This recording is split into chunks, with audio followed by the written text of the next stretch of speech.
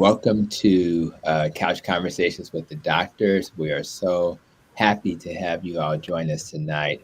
What a wonderful day, the day after Father's Day. So, shout out to the fathers who are checking us out tonight and to my colleagues who are fathers. We really celebrate you and appreciate. I mean, it never ends. My kids are 26 and 28 and I still feel like they're babies. So it never ends. But I'm so grateful that I was given the privilege to be a father. So we're gonna get started as usual by doing a little bit of an introduction to all my panelists. I'll start by saying I'm a family doctor with the Advocate Health System on the South Side of Chicago. I am a primary care doctor who got some extra training in obesity and nutrition. So I try to use the fork as the primary tool to heal patients, and I really find that that's the key. So happy to be here with you guys, and I'll pass the buck to Dr. Maya. Hello, everybody. My name is Dr. Maya, also known as Dr. Maya 100. I'm glad to be here. I am a family medicine physician, also with a background in public health and now virtual health. Launched the company. We're live in 25 states, and so I'm excited to be here and learn from the community. Thank you, Dr. Maya. And we will now go to Dr. Graham. Wow, it's really an honor to be here. I'm a retired arthritis specialist. I spent 30 years working in the western suburbs, then joined the congressman in his office. It really opened my eyes to public health and public policy. As I said, it's an honor and a privilege to be here with the other doctors. We're going to try and answer your questions as best we can. 100%. And then Nikki's going to moderate our conversation. But before we get started, we're going to have Danny Davis to introduce himself and give us some opening comments. Go ahead, Danny. I am Danny Davis, and of course, we're always delighted on a Monday to have the opportunity to interact with this esteemed panel of outstanding physicians. We've always attempted to do innovative things, and one of the innovations that we were fortunate to do was to have Dr. Douglas Graham in our congressional office for 2 years. I really didn't know any other congressman who had an in house resident physician basically on their staff. So, any advice that we needed from a medical professional, it was right there. So, Doug, I want to thank you for being, I wouldn't say any kind of guinea pig or any kind of pig at all, but in a part of what we did. That was one of the wonderful experiences that I've had. I've had so many. Oh my goodness. Well, Just this past weekend with the presidential library opening, listening to what Barack and Michelle had to say and the messages that they sent to the American people and the messages they sent to the world. I need not tell you that I've loved history since I was a small child. And so, any bit of historical element, but not so much in terms of the past, but in terms of now and in terms of the future. There were so many events about Juneteenth going on in the metropolitan area of Chicago until it was just in the western suburbs. There must have been 25 or 30 events that I knew about. I went to as many of them as I could. I even marched in a parade in North Lawndale. I had said I wasn't going to do any parade marching that I was giving up on walking 4 or 5 miles with my physical condition. I walked down 16th Street all the way from Albany to Costa. Yeah, in a parade over in the 24th Ward. Then we had this great play about Nancy Jefferson that one of her daughters had written.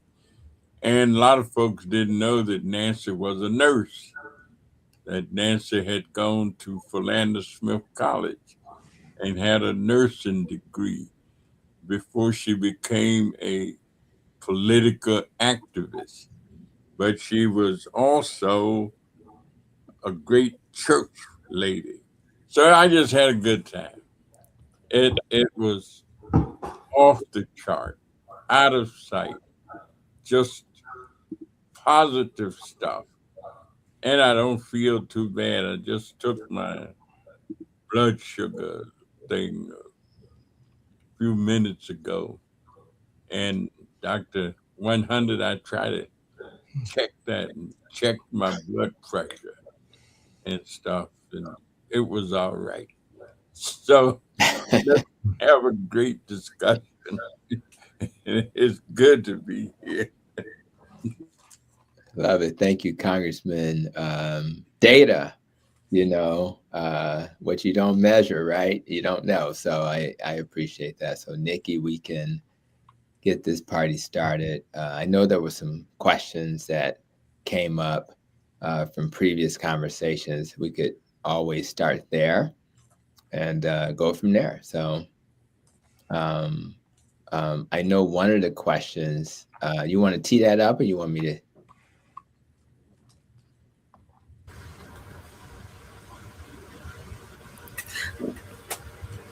Go right ahead, Dr. Hampton.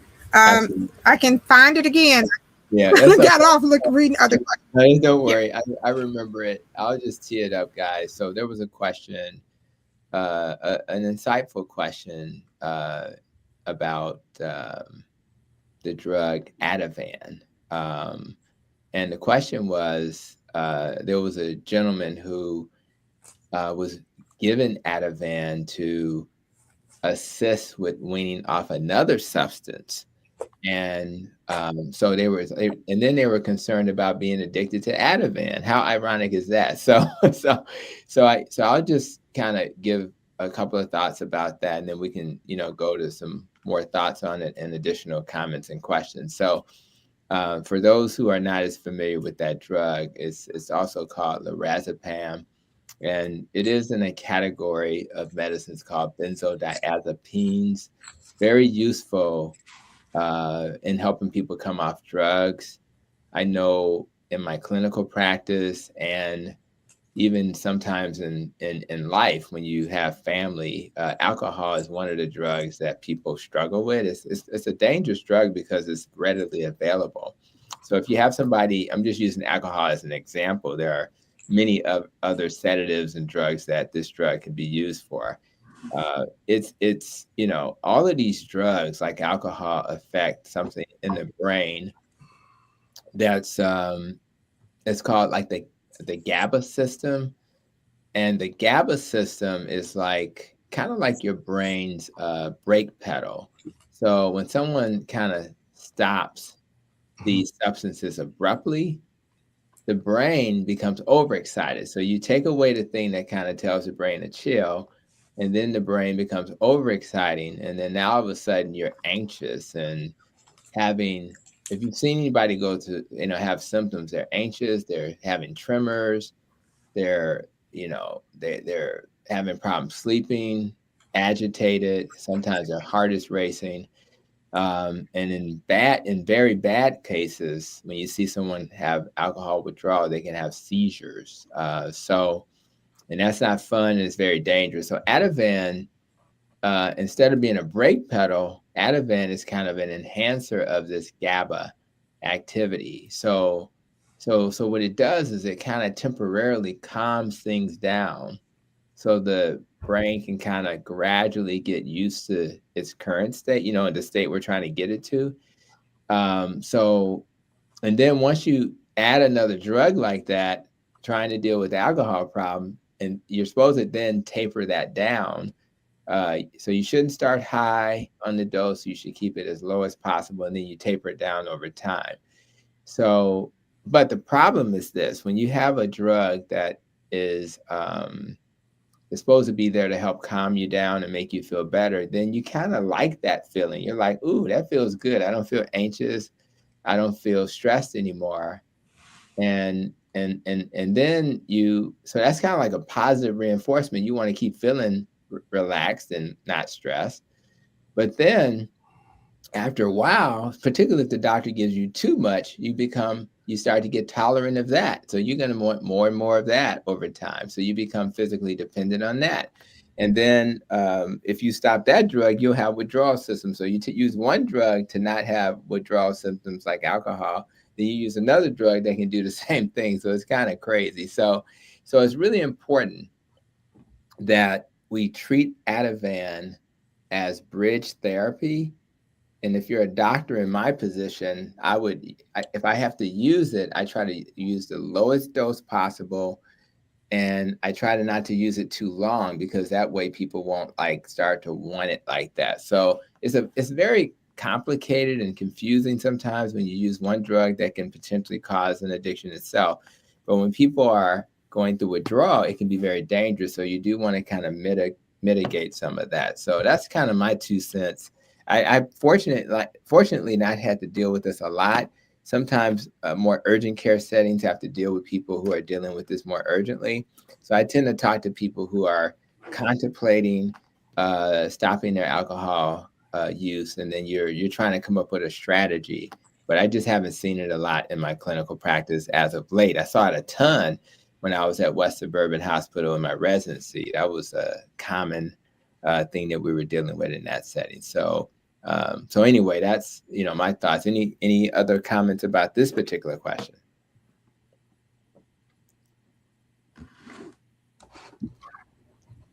Dr. Graham, go ahead.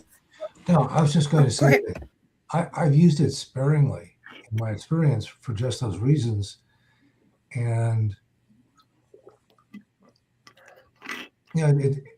but sometimes it's necessary to do that, to go from a dangerous situation to a less dangerous situation. So I like to think of it as like a bridge, temporary bridge, to get you from one bad place to another place so that you can get to a safer place. I think my thoughts, I love what you were saying.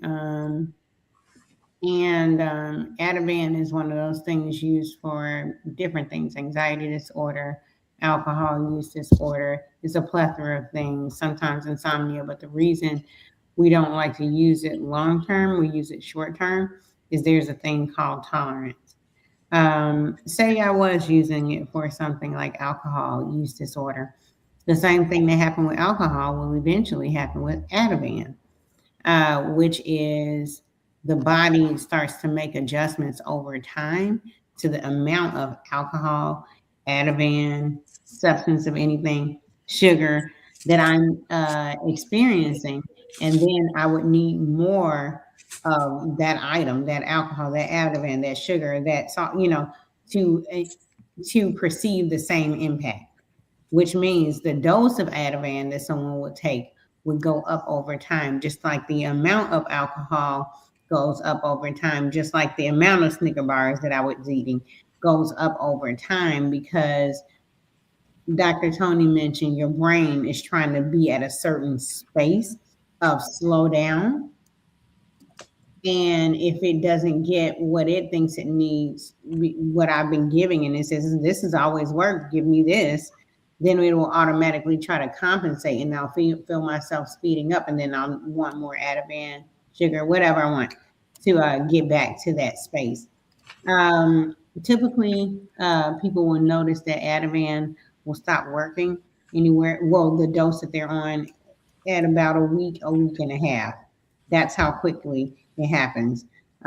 Historically, women become tolerant of something, so would need higher doses sooner than men without knowing, without recognizing it. And if there's studies that show if you're one of the people, and a lot of times when I first got into medicine, I was like, well, why is a person doing that?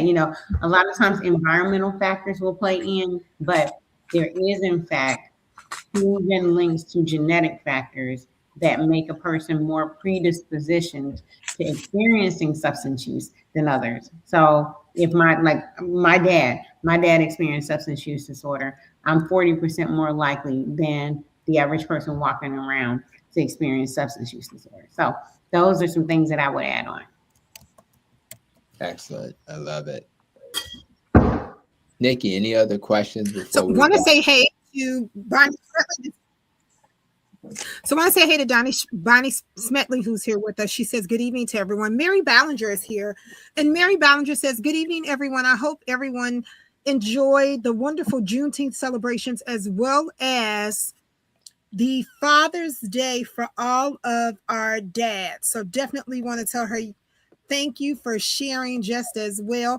She also sends much love, and I send much love back. I want to say hey to Sheila Boxton, who is here with us just as well. I want to say hey to Alderman Pat Dow, who is here. Hey, and President Carrie Steele is here with us just as well. Well, Dr. James Miller just joined us, and that's the man who says that I threatened him to be here on Mondays, but he seems to be on a little late today, but I knew he was going to make it.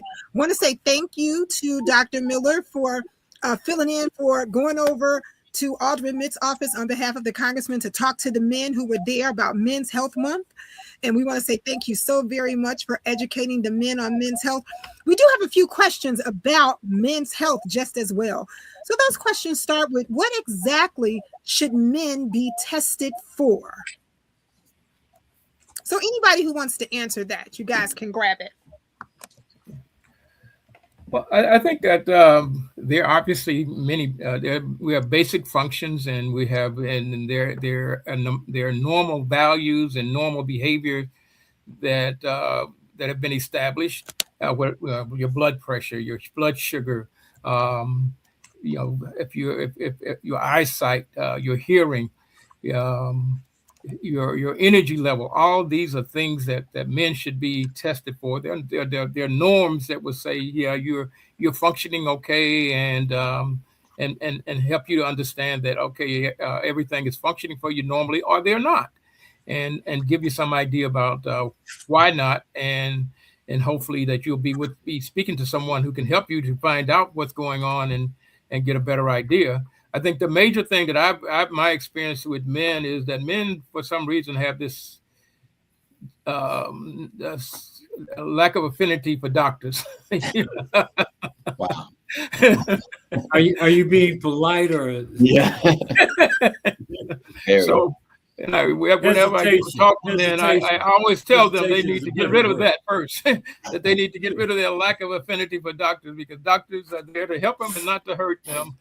And so, establishing a good relationship with a good primary care doctor is really one of the most important things that our men can do, and that makes certain that you check in with that primary care doctor on a regular basis, and so he get to know you and get to understand what's going on with you, and you get to know him, so that you feel comfortable about sharing what the things that are bothering you, whether it's something that is that you really don't like talking to other people about. But that's an important relationship, and so I think if men can develop that relationship and carry it on, I think it will help to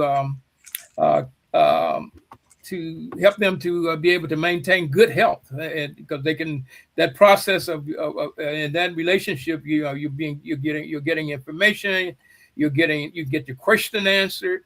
You get to know the person, that you're trusting information that you don't want to have anybody else to have with. And so those are just things that men need to do in order to be healthy. Outstanding. Well, Dr. Miller, I have a question for you. And I'm sorry. So and it's quickly, Black men, and I know you talked about the testing that should happen. But African American men are disproportionately impacted by prostate cancer. And about 70% of them are more likely to be diagnosed. And that's probably twice the amount of their white counterparts. And African American men also have a high number of them who actually die from this disease. How can we make this a more friendly test, or make it more friendly for men to be tested, or to remove the fear or the stigma behind having the PSA test? Yeah, it's over the years, this has become a more pleasant test for men to be tested. I mean, at one time, there was no PSA, and it was a finger test, right. And men really did not like that. But the PSA is just. Well, women don't like the mammogram either. Women don't like the mammogram either, but we're there. Yeah, that's the point. So.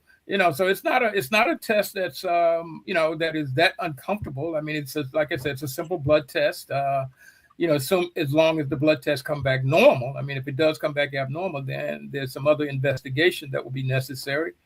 But it is not a difficult test. I think it's just a matter of, and the matter is that we need to make certain that men get this test early and as often as needed.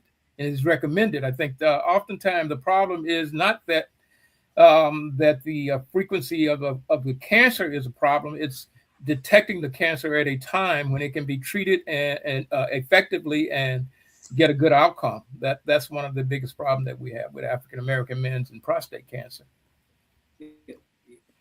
So really quickly, I wanted to interject. Joe, let me read this question really quickly. We have a gentleman who just sent a question, and he says, I'd like to stay anonymous. He says, Congressman Davis, I really want to thank you for this, and I want to thank you all for having these discussions on Mondays. I drop in and out, but I'm so glad I had the opportunity to drop in today.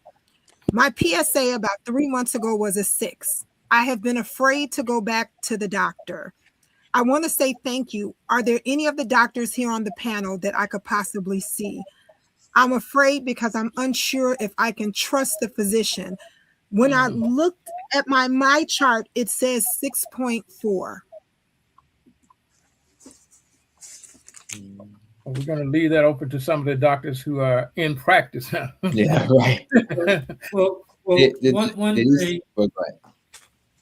No, that there is still Project Brotherhood. If he's an African American man, they have a clinic in Woodlawn, and so that might be the most comfortable place for him to go. If he's a black man looking for people that are sensitive to black men, and I'd have to check, but it's been in existence in the Woodlawn Health Center right off 63rd and Woodlawn for years. So they have black doctors, and they know how to deal with some of these issues, and they do community outreach. So there is a clinic that actually has people, not just doctors, but they do have gentlemen in the clinic that can relate to some of the issues that black men experience. So Project Brotherhood, and I assume it's still going on, would be a good place for them to go. And I can check while we're talking to see if it still does exist.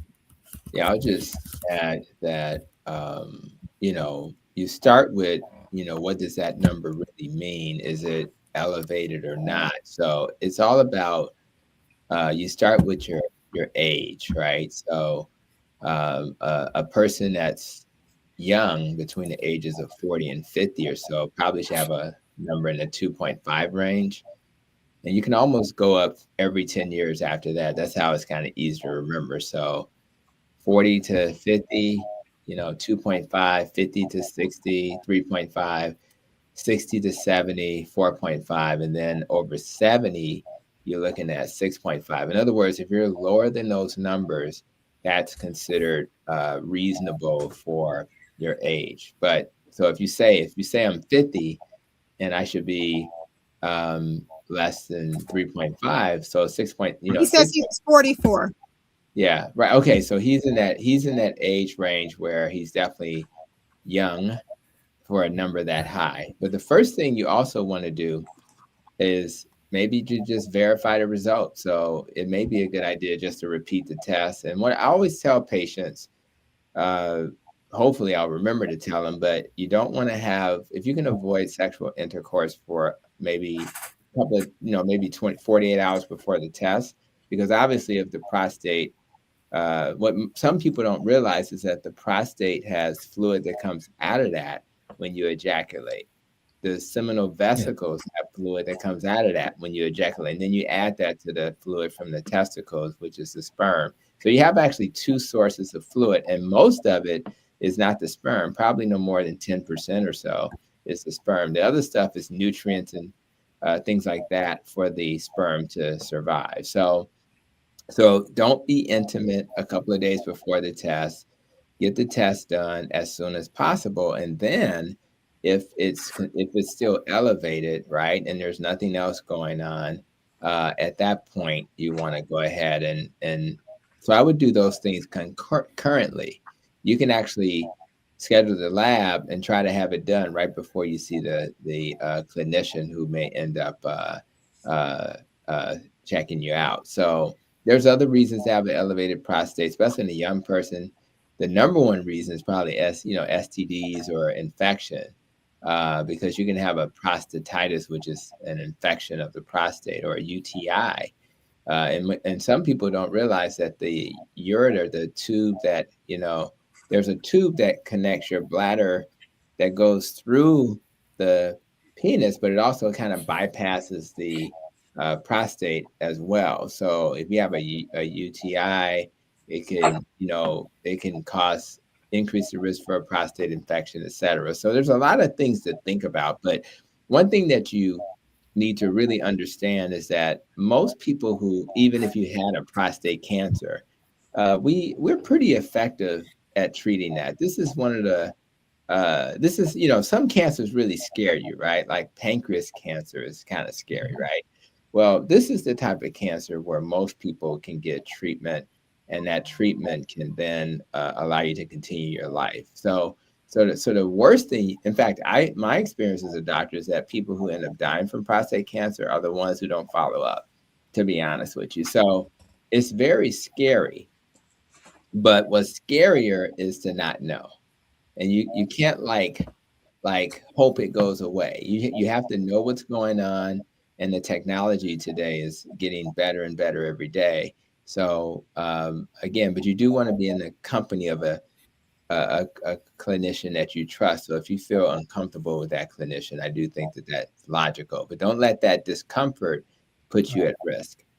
Yeah, I think that's one of the important things, is not let fear control your behavior and your relationship development in terms of physicians, because fear generally will send you someplace that are going to cause you more problems or delay you getting the necessary help.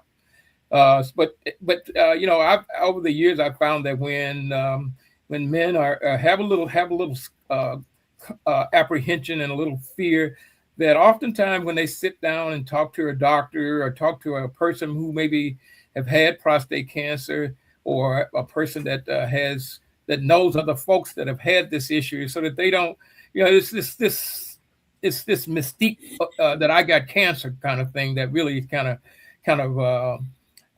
hit people right in the face, and they don't know how to respond to that. And so when they get a test that says that you may have this problem, and obviously there's going to be a reaction. We understand that, but I think that if you can kind of take that situation and be more positive about it, in the sense that don't let the fear control you, but let your action lead you to getting something done that can help you to live a normal lifespan and have a normal functioning life, is the most important thing. And I love that we have so many men on the call and we talk about men's health. I'll just put in my point. I may have to hop off, but I'll just put in my point for another meeting. But the other most common cause that I've seen of why that prostate-specific antigen is what a PSA stands for. Uh, and your prostate, it sits in your pelvis and it can be spongy. Sometimes it gets hard over time, and that's why your doctor, and sometimes it gets nodules on it, right?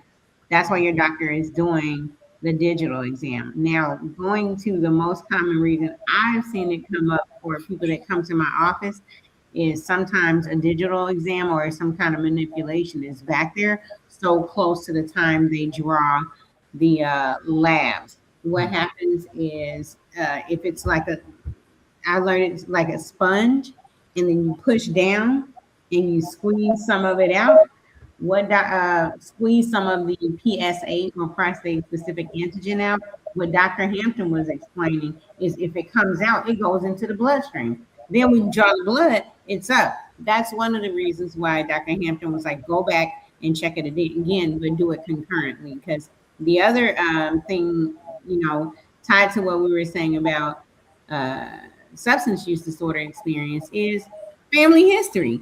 One of the things that leads you to know when to screen, who to screen, how fast to screen, how often to screen is just simply asking, hey, what was your father, brothers? What's your family's experience with prostate health? Another conversation that I think a lot of people need to have early with their families and often. Thank all the men on here talking about men's health. I love it. Joe, you had something you wanted to share? Yeah, and provide more context moving forward.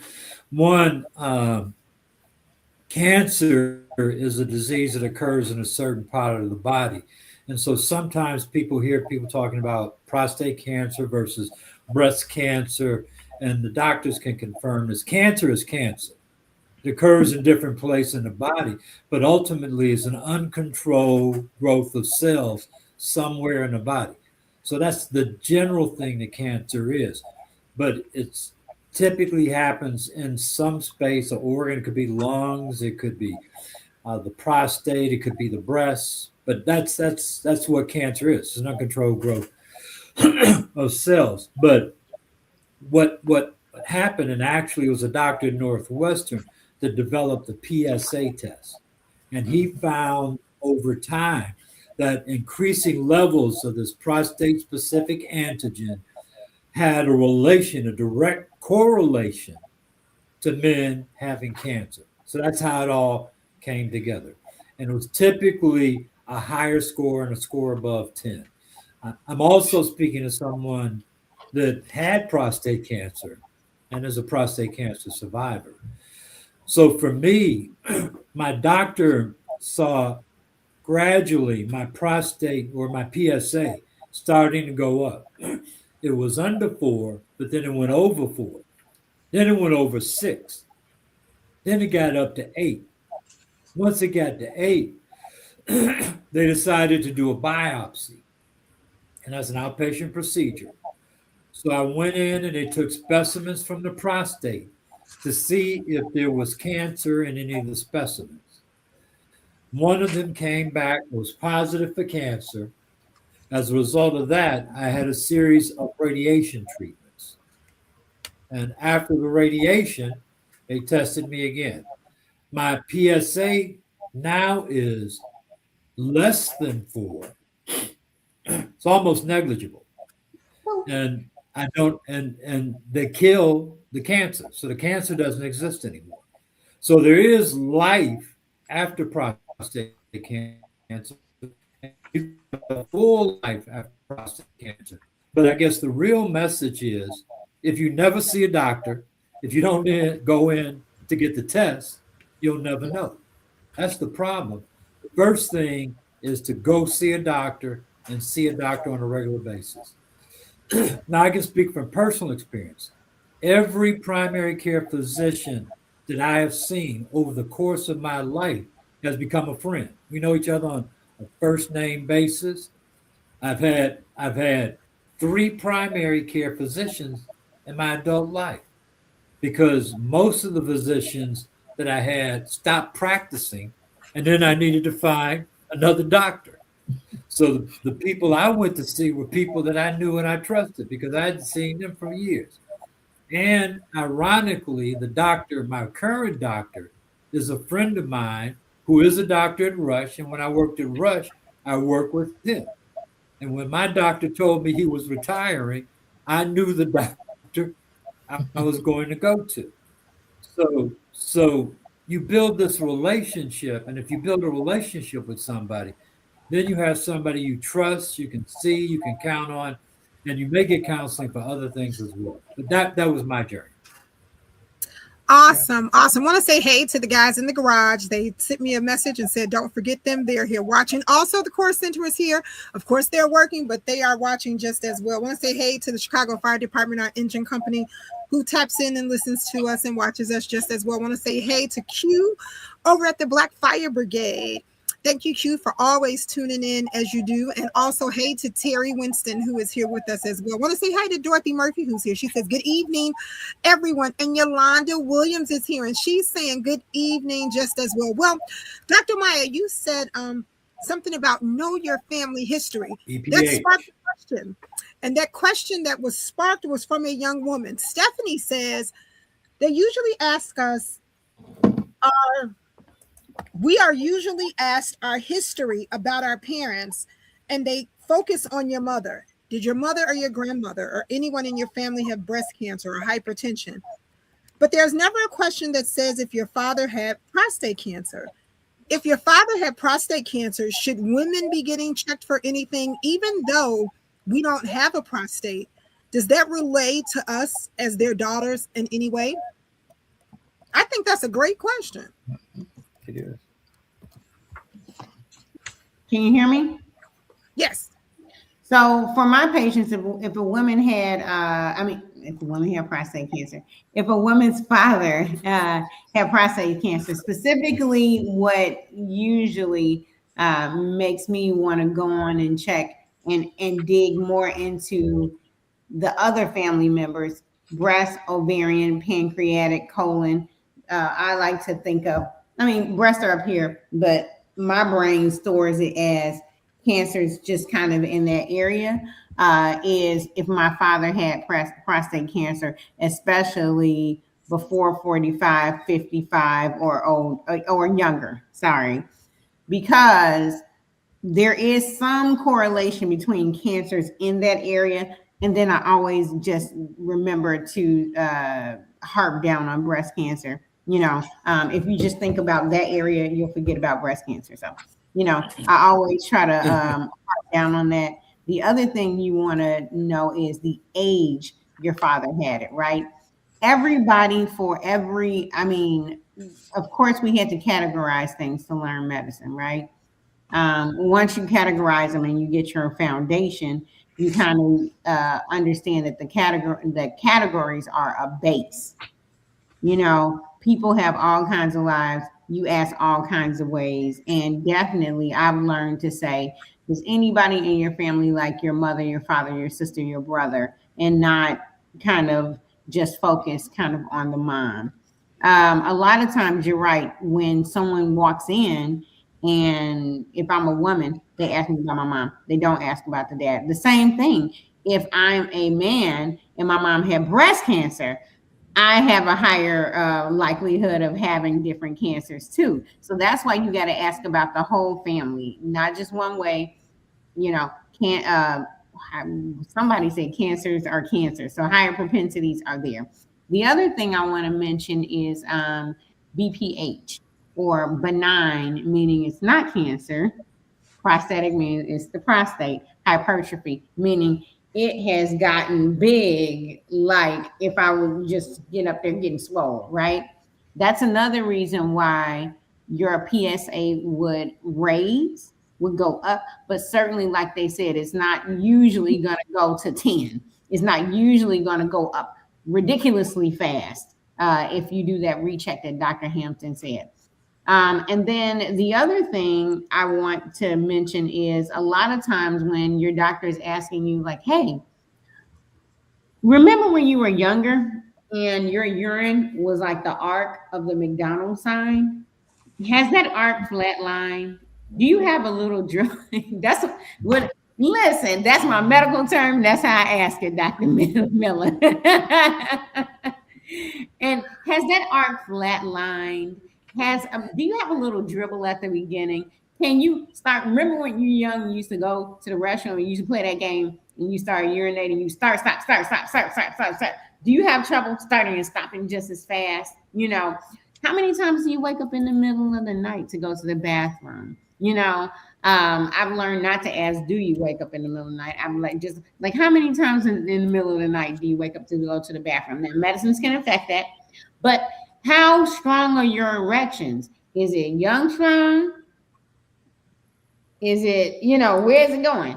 And so things like that can lead to, now, Dr. Mason, I'm going to say it because Dr. Mason always said, by the time you get there, you know what I'm saying? That's not where by the time you get there, that's not where you want to be, right? So that's why it's good to go to your doctor ahead of time, right? But those are some of the things that may tip you off, that maybe you are getting your every year, your annual, or your every 6 months.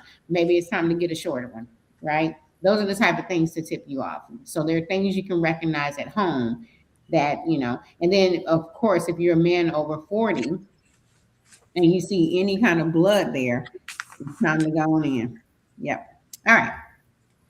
Awesome. Yeah, Well, I want to. Nurse Crystal Flower says, Congressman, I love you, and I miss all of our things we used to do. And she also says, hey, to Dr. Maya as well. She's our wonder nurse that we had out in the streets with us when we were doing all of our COVID stuff. That's Crystal Flower. She's phenomenal over at Near North. Crystal says, I love the PSA conversation. And Dr. Maya, I love the animation you did about the urination and the dribble. But tell the men that can also happen if they have diabetes. Stop playing. Go get checked. So very good. She says, I'm doing a roll call. What is everyone's A1C? Okay, Crystal. Thank you so much. Joe, you had something that you wanted to share. Yeah, I just want to build off of some of the things that Dr. 100 talked about in terms of the prostate. The prostate is like a walnut-sized gland. So, and it's up under the rectum, and it impinges, at least it bumps up against the bladder. So what happens over time as the prostate grows and gets bigger, there's less room in the bladder for urine. You used to be able to hold it longer, something like that. The bigger the prostate, if you got prostate problems, then it's likely that you're going to also have more frequent urination because the bladder will fill up faster just because the prostate starts to grow. So it's like the size of a walnut. But remember that if you get something that starts to push up into it, it can get bigger and bigger and bigger. And so you may experience and that's what Maya was talking about. That's what they call benign prostatic hypertrophy. It gets bigger. And that's typical for older men. You talk to any man over the age of 50, and his ability to hold his urination for long periods of time dissipates over time. You have to go more often. And so that's a whole different condition. And that can be managed and treated also with medication. But if you have a cancer, that cancer can become a lot bigger. And it could get big enough if you're not seeing a doctor regularly, so that you're going to have major problems with urination and may not be able to urinate and not know why. But it's because the prostate has gotten so long that is sort of blocking or impinging that area so that you can't urinate properly anymore. So it's not something to play around with. And that gets back to, that's why it's important to see a doctor routinely. Because if you see a doctor routinely, you get the annual examination and the annual test, it's more likely to be captured over time, like mine was, than if you see a doctor sporadically. Awesome, Joe. Well, before CPD calls me out, because they just sent the crazy text that we didn't say hi to them, want to say hey to the following districts since everybody wants to be heard. That is 3, 5, 7, 11, and 15. We know you guys are here and watching, but we know you're working. So we want to say hey. They are actually thanking the congressman for the conversation about prostate. Well, it's Men's Health Month. June is Men's Health Month. And this was an open conversation tonight, but I think you guys as the community framed the conversation. And that was the reason for Couch Conversations. It's to frame the conversations. Well, Nurse Tiffany is here, also from near north.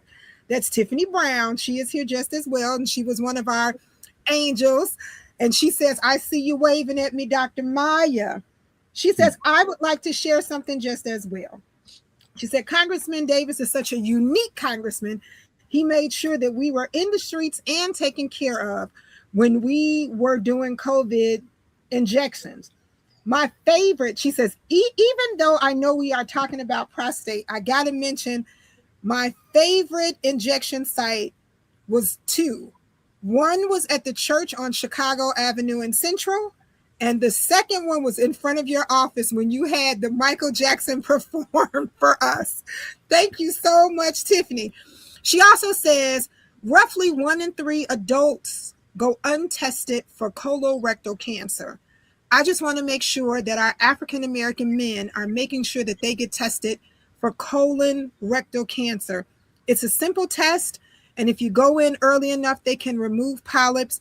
But if our doctors could have just a brief conversation about that, it would be great. Black men are notably are higher in death rates from this disease just as well.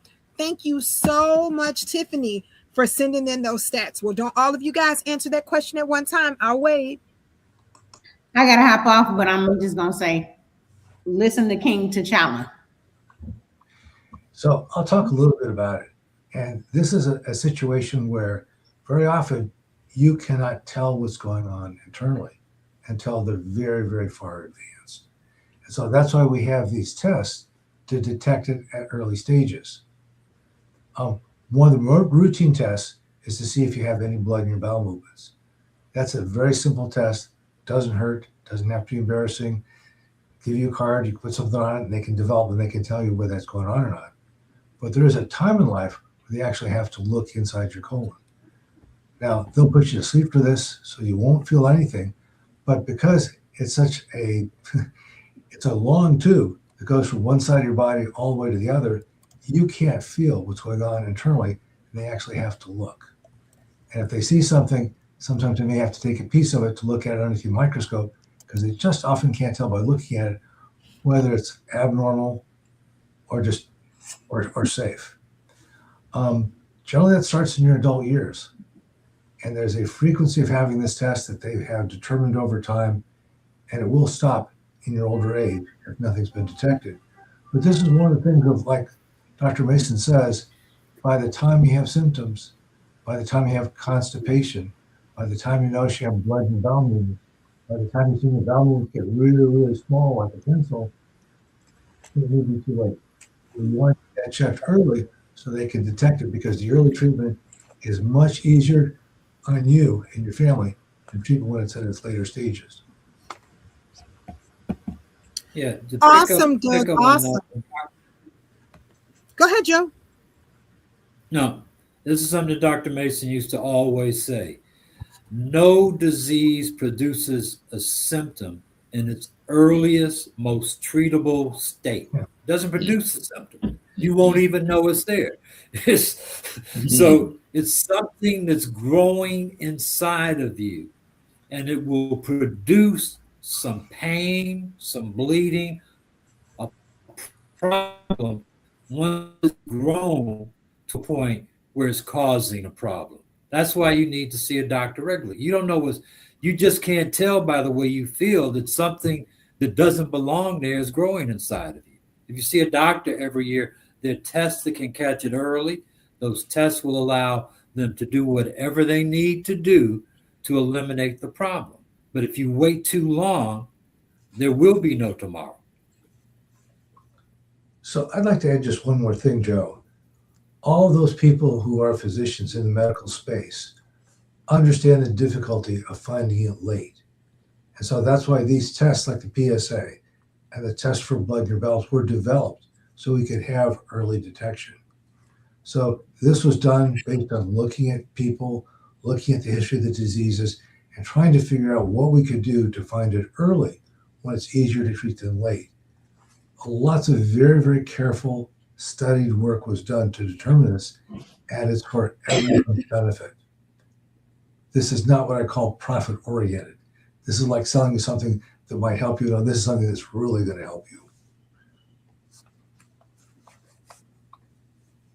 Simply awesome. Simply awesome. Well, Sheila shares that she's had both breast cancer and ovarian cancer.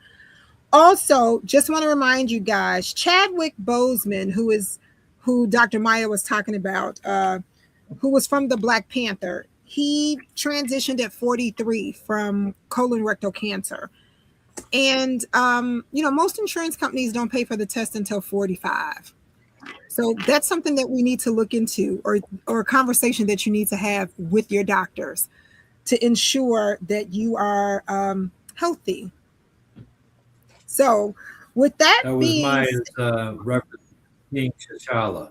Yes, that was his name in the movie Black Panther. But his name is actually Chadwick Boseman. Chadwick Boseman. Yes, right. Absolutely, yes. It left us too soon. You're absolutely right. Well, of course, we do have a question about how important is the A1C test?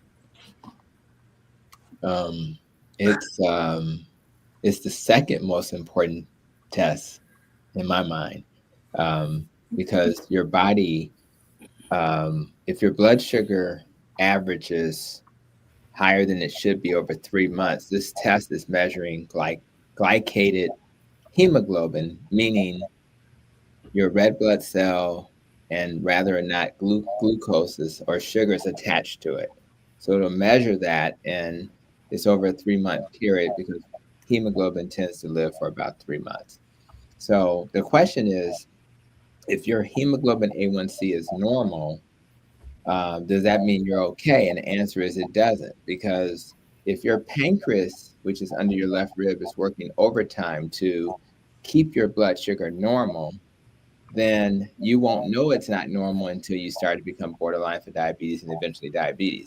But there is a test called the fasting insulin that will be high because your body is keeping the sugar down. So if you test the fasting insulin, you can predict diabetes and arguably heart disease and other things 5 to 10 years in advance. So I think the A1C is a critical test, but many clinicians haven't gotten the memo. So I would encourage your clinician to if your A1C is normal or abnormal, order a fasting insulin level as well.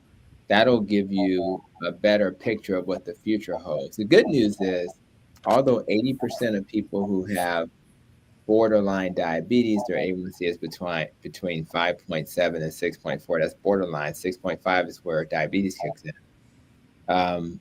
If you change your diet and stop making all that extra insulin, because you need all that extra insulin to eat the sweet potato pie, and you eat, animal protein, non-starchy vegetables, and things like that, you can actually put that borderline diabetes into remission. So there's zero reason for a person with type 2 diabetes or at risk for that to end up with that disease once they understand what foods they should be eating. So I encourage people to better understand that, so that they won't feel like their destiny is diabetes just because their family had it. That's completely not true.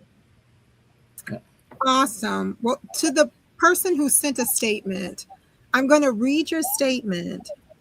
I do not want to abuse or chop up your name because I can't pronounce it, but I will read your statement. And the statement is, I got cured from rheumatoid arthritis. And they share a doctor's name, and I believe his name is Olafumi, if I'm correct, Herbal Health. So I did read your statement, and I apologize that I if you want to sound your name out and send it back to me, that would be great, and I will attend. But I just don't want to abuse and chop up your name. But thank you for your statement, and thank you for sharing so much. I want to say hey to Kathy Jones, who is here with us. Hey, Kathy. Kathy says, I don't miss a Monday night. And thank you for not missing any Monday nights. She says, even the reruns, I learn more from them. So thank you so very much. Mary Ballinger says, this is such excellent coverage on these questions. What great medical conversations. You all are the best. Thank you so much, Mary, for sharing your thoughts. Will, I know you guys hate when I say this, but it's our time. And there are some additional questions out here, and I thank you guys for sharing your questions. I'm going to take one last question, and that last question, and then we'll go into our Until Next Mondays. And this question specifically is, how important is stress with Black men?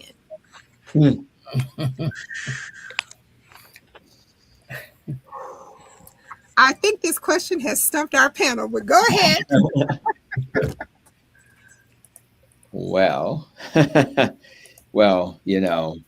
this is what's cool about this question is that it's kind of an equalizer, because the perception is that hardworking Black man that works for environmental services at the hospital is going to be under more stress, because when he leaves his house, he'll go to a neighborhood where maybe you hear gunshots at night, and maybe in a dysfunctional marriage, or having all the issues that come with being in certain socioeconomic states. But I would argue, to be frank, we just lost a doctor in our health system who was just about 71.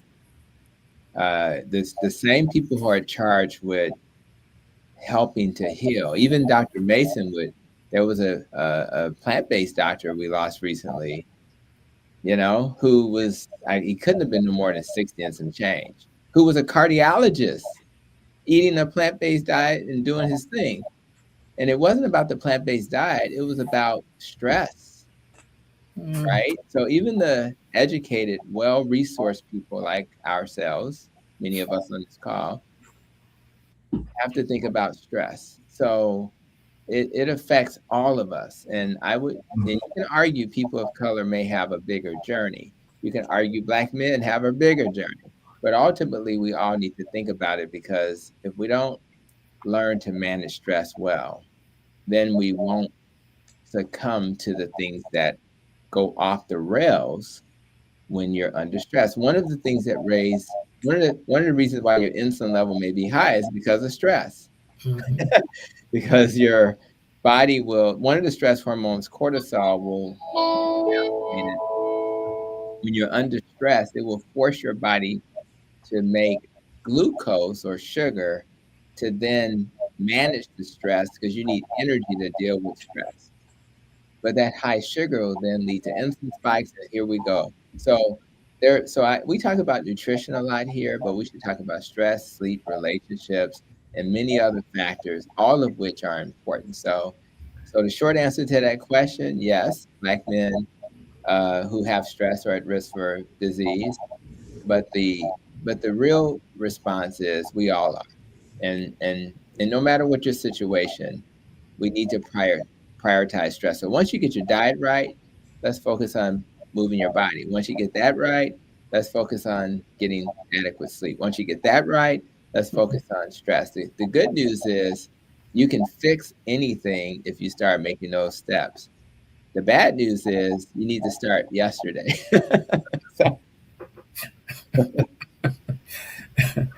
Wow. Well, I want to say hey to Carl Brinson, who's here with us, the former president of the NAACP. Hey, Carl, how you doing? I see you here. I also see Carl Ellis here, and Carl is sending tons of thumbs up. And I guess this question from one of the gentlemen over at the Black Fire Brigade must have, well, I know it sparked, because we got 112 statements all at one time. And the question is, hey, Nikki, can you ask the congressman can we end the month of June with a conversation about Black men and stress? Well, I can't answer for the congressman, but when we do our Until Next Mondays, I believe he'll answer your question. So with that being said, I'm going to start with Doug. Oh, one more person says, yeah, can you ask him? So I got it. I'm going to start with Doug. So the first thing I'd like to say is I would like to, Until next Monday. I'd like to express my appreciation to the congressman for allowing me to work in his office and trusting me with the responsibilities that I was given. It was a very, very eye-opening and educational experience. And it just isn't like what you see it on TV. I saw a man and his staff working day and night to work on constituent problems, student loans, re-entry into society, father's questions, passport issues, all this stuff. So I really learned a lot from being there. I just want to thank him for allowing me to be in his office and doing something. I'd like to readdress that one man who started this conversation and said, I've got a PSA of 6 and I'm afraid to see the doctor. From my perspective, and most of the doctors that I know, is that we're here to help you. And rather than think of us as critical, harsh disciplinarians, we're here to help you. We understand what it means to have that number and to come to see us. So most of us are here to help you navigate this and get to a better place. So when that happens to anyone in the audience, instead of being afraid, think about meeting someone who's going to be there to help you. Outstanding. Thank you so much. I want to say hey to Sandell Scott, who is here. Hey, Sandell, how are you? Well, Dr. Miller, you're Until Next Monday. All right. Well, since we're on stress, I'm going to put my 2 cents in. Stress is it is something that we all have. We are affected by, I should say that, in one way or the other. And I think, as time passes and, there are a lot of issues and a lot of things that come up about what stress is doing to us. And sometimes I think, the answer to not allowing stress to do the things that we don't want it to do is finding alternative ways to deal with the stress. In other words, if there's something that is preventing you from sleep, you need to find alternatives to neutralize that particular thing. So that now you're able to, because if you don't get sleep and you're already stressed, that level of stress will increase. So I think that some of the times is that, I used to remember when I was younger, and sometimes I had to have difficulty getting to sleep. I don't have that much problem with that as an old man, and the more I lay there thinking I need to go to sleep because I have to do something tomorrow, the longer I would be awake. As soon as I could put that thought out of my mind, the quicker I was able to get to fall off to sleep and get through the night and do well. So stress sometimes, when things start happening to us, we start focusing on that thing, not necessarily the problem that caused that thing. And so, we talk about, relationships, we talk about our children, just the issues of our community, just the issues of the world, wars and rumors of wars and all those things, things that, do create stress about us. And so around us, I should say. So I think that, we need to find that we are comfortable with, things that make us feel comfortable, things that make us feel good, things that we can celebrate. And that takes away some of that worrying about the stuff that we really sometimes can't do anything about making it move. So we have to replace the thought. And if we put the right thought and the positive thought in our mind, then that will push that thought that's creating all that stress away.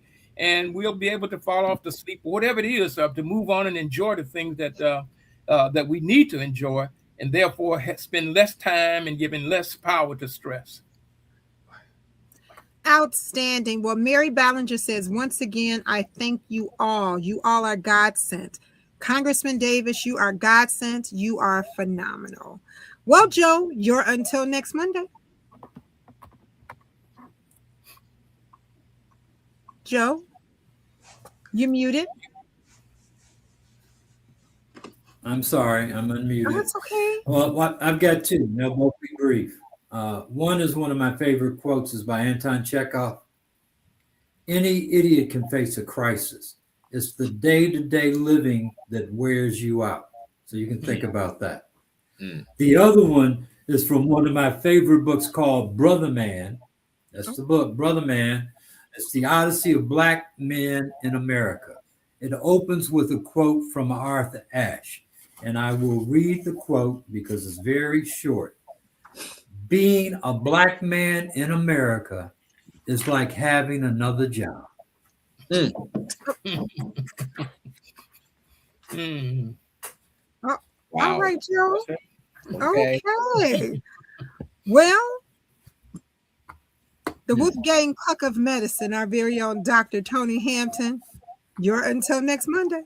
I appreciate a quote from Arthur Ashe. When I was playing tennis at the Columbus Park Tennis courts representing the West Side, Arthur Ashe was my hero and who I wanted to be. And so I love what he represented and how he paved the way for the Serenas of the world.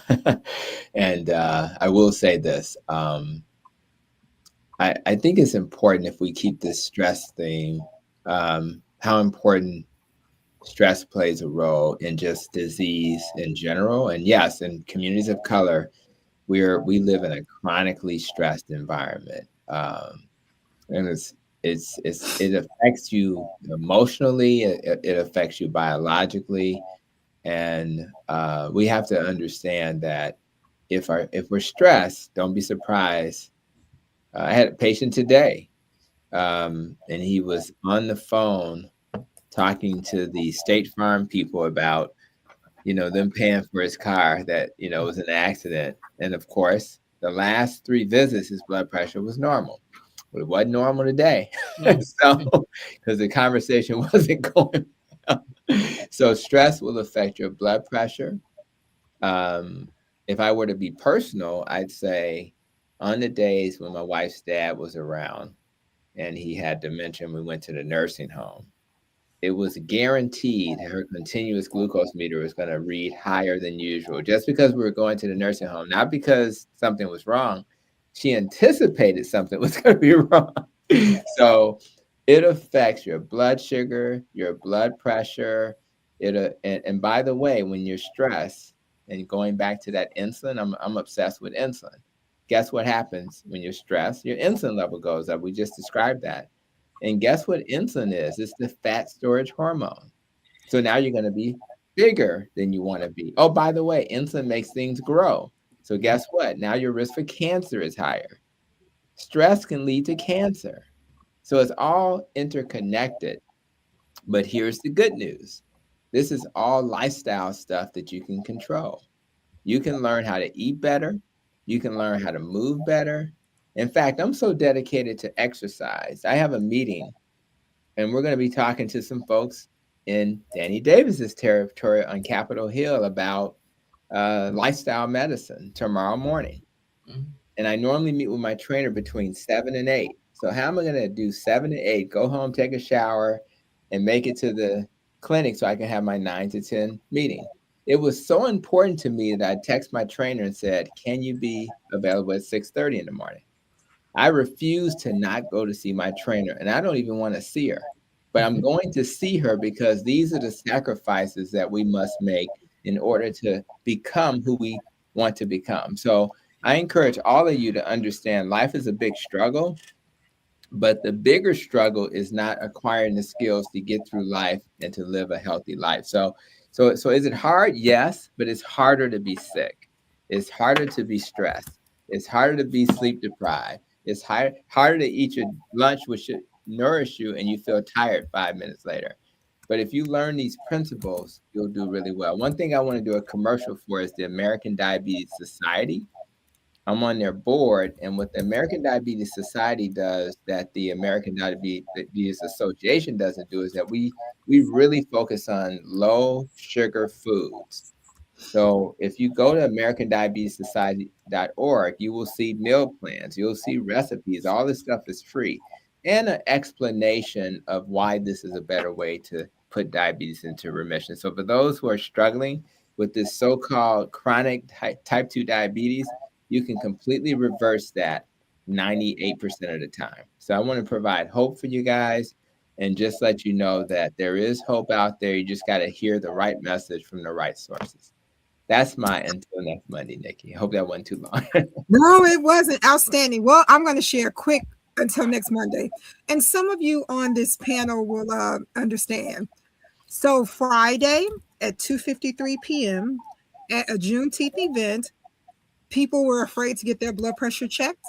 And for some of you on this panel know, I sat and got my blood pressure checked and it was 117/72. That's all I'm going to say. I'm going to share that. Yeah. That's all I'm saying. Because that has been a journey for me. 117/72. I took a picture of it in case nobody got it. All right. With that being said, Congressman, as always, take us home. Well, let me thank all of us for a very robust discussion.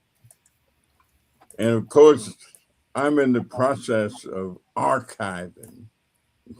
That is trying to put together information and running through records and all of that.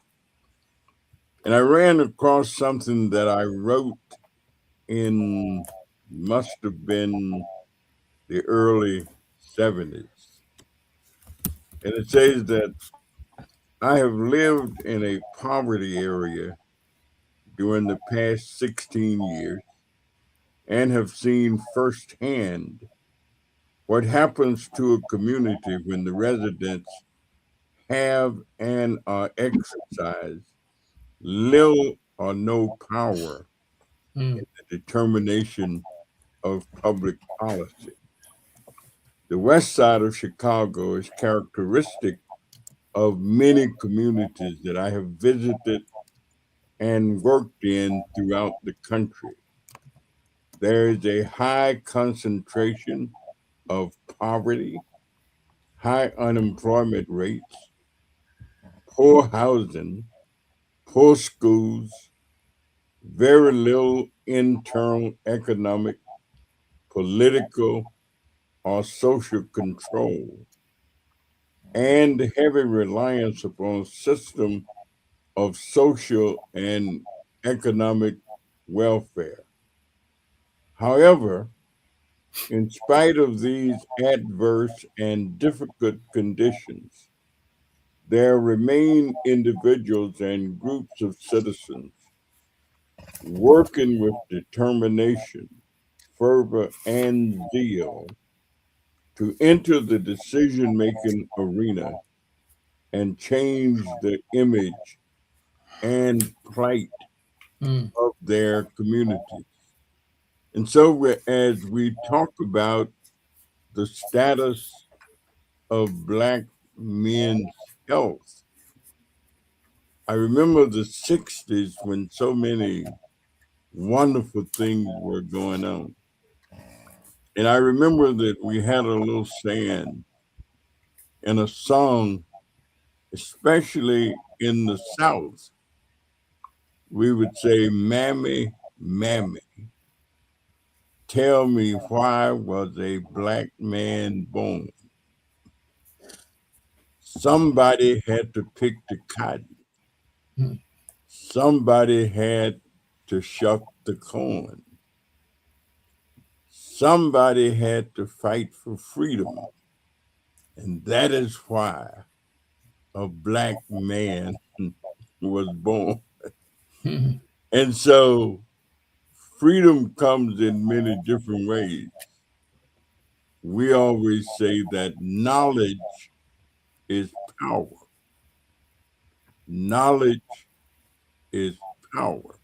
And when you exercise the utilization of that knowledge, then that becomes real power. And so as we learn how to better take care of ourselves, the information that was provided, I thought of my brother who passed away not long ago, maybe 2-3 months. And he had colon cancer, which didn't surprise me that just knowing his personality and knowing him, that he had not really been visiting the doctor enough. And so when it was detected, it was far beyond where it should have been before he knew it. And so this business of screening, early detection, regular visits to the doc, checkups, and being scared of certain things happening, all of it can, in all likelihood, seek to prolong life, but also increase or improve the quality of life before you get to the point where you're ready to check out. And if you don't, then you become kind of like the blues singer who said, I'm failing 5 degrees and I know my time ain't long. My breath is getting shorter and my strength is almost gone. Then he said, don't send me no doctor because the doctor can't do me no good. So I think it all is so relevant and makes so much sense. And I just want to thank the panel for a wonderful, informative discussion. And until next Monday, be well. Have a good night. And thank you all. Yes.